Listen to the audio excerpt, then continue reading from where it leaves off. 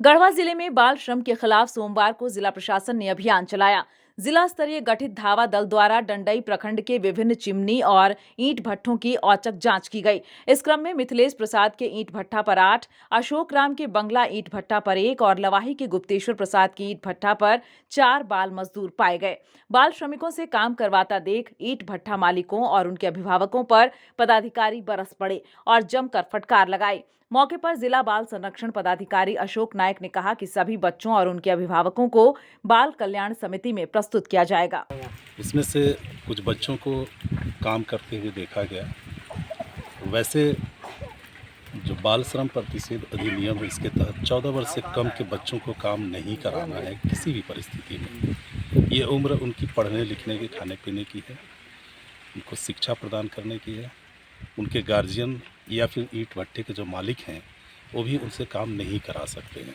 ये एक अभियान चल रहा है कि हमारे ज़िले में जो बच्चे काम कर रहे हैं, चाहे वो ईंट भट्टा हो, होटल हो, किसी भी तरह का ढाबा हो, दुकान हो, जिस पर हम लोग अवेयरनेस फैला रहे हैं, जागरूकता फैला रहे हैं कि बच्चों का जो अधिकार है वो अधिकार बच्चों को मिले, उनके जीवन से हम लोग खिलवाड़ नहीं करें। यही संदेश देने के लिए हम लोग एक टीम गठित करके एक अधिनियम के तहत आज दौरा कर रहे हैं। मामले को लेकर गढ़वा मुख्यालय डीएसपी संतोष कुमार ने बताया कि ईंट भट्ठा संचालक डंडई के मिथिलेश प्रसाद और उनकी पत्नी शीला देवी और अशोक राम पर प्राथमिकी दर्ज की गई है।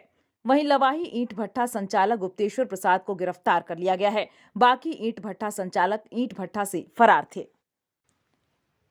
न्यूज विंग के लिए गढ़वा से अतुल धर दुबे की report. Giridih is a small place, and we have like very less facilities in terms of education and this kind of infrastructure.